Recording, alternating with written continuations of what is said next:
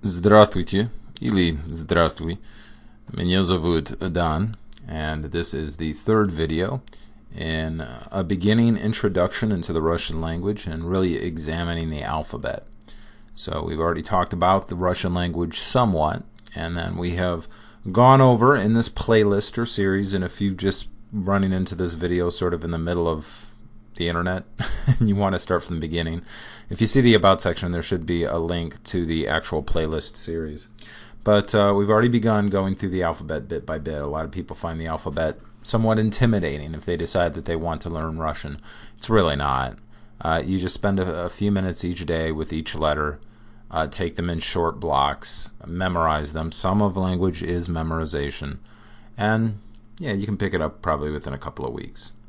So we've already gone over a and be, ve, right? A, be, ve.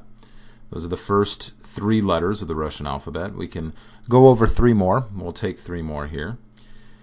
And the first one, we've got a, be, ve, is ge.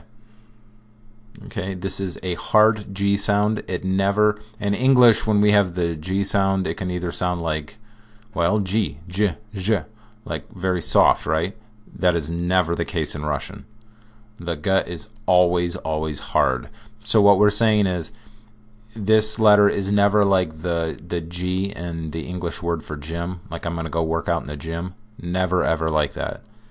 Never. It's like go. I'm going to go. It's that hard G. Okay? So g is hard like that. It's never soft. Go or get.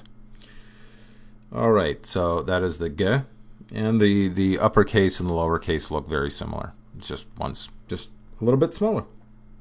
So we have a, be, ve, ge. The next one is their D sound. Now it's de, so a, be, ve, ge, de. Now, as we said in the previous video, when you speak another language and you really, really want to develop your pronunciation, it's sort of good to learn what happens with the mouth, with basically the organs of speech, right? The tongue, the muscle that is your tongue. Russians, when we say the word D in English, we put our tongue very flat. Just say something with D, like Dan, right? Just say Dan to yourself. The D is, our tongue is very flat and it presses up against the teeth. Russian is a very, very what we would call palatized language. That's why when you hear Russian speaking, it just sounds very soft, right? I love the Russian language, so this is not meant as an insult, but some people have said it almost sounds like mumbling. It's not mumbling, it's palatization. What do we mean by palatization? What are we even talking about? And this does relate to the de, okay? There's a very subtle difference, and it's very, very difficult to hear, but it is there. Palatization, it's sort of like, we do it a little bit in English, like the like niños in Spanish, like the N in onion. You don't say onion, right? You say onion. Did you see what happens with your, say onion, just say it, because you need to feel your tongue do what it does to palatize the end. That's called palatization. You're palatizing the end. You're making it soft, right?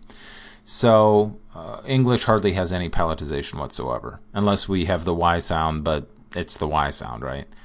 But what we just did with the word onion is we took a consonant and we softened it. And basically in speech that's done with the tongue. Now Russian is a heavily palatized language. There's a lot of the Y sound. There's a lot of the tongue, and there's even some letters of the alphabet that we'll get to here in a bit. All they do is make the preceding consonant. They sort of do that to it. That's their only purpose. They don't even have their own sound. So I say all of this in reference to the de sound, right? Like when I say Меня зовут Dan. What I do with my tongue is I put the tip of my tongue at the very base of my mouth. So if you can imagine my mouth, I put the tip of my tongue, if you go behind the bottom row of your teeth, right, and you make it point downwards, and then I take the roof of my, the top of my tongue, and sort of like curl it against my teeth, right? So it's sort of like you have my teeth, and then the middle of my tongue is at the top, and then the tip of my tongue is right at the bottom of my teeth. So I say меня зовут Dan. It's very soft, but I do palatize it. Now you can just say D, all right? But I'm trying to teach you a few tricks right in the beginning to make your mouth do things that it usually does not do in English, and explain why. Sometimes it's very important to understand why. It's like, well, why do they do that? Well, that's what they do, right? That's like English. Why do we say the TH sound that so many languages find so difficult? Because we do. That's just the way it is. So it's the same thing here. It's a very heavily palatized language. There's the D is not just the D with like in English where our tongue is just flat. You put the tip of your tongue right behind the bottom row, at the very bottom, behind your teeth, and then put the middle of your tongue sort of at the top, right? So it's almost like you're rolling your tongue against the front portion of your teeth, and you just say the, right? Sort of a palatized D. So big long explanation, but that I think that's really going to serve you later when you learn that this is the sort of things that happen with Russian. And something that's important to understand here is it may sound like I'm just sitting here going over really small, tiny little details, like rolling your D, right? And not saying D. See, it's hard for me to do it when I go to speak Russian. Zdravstvуй, I can't pronounce Russian properly if I do that. My mind is even rebelling at the thought because it's learned the correct way to pronounce the words. So I don't say zdravstvуй. I can't even do it. Здравствуйте. I'm teaching these little tricks in the beginning because if you learn them now and you learn them correctly and you learn the proper technique, you will have better pronunciation.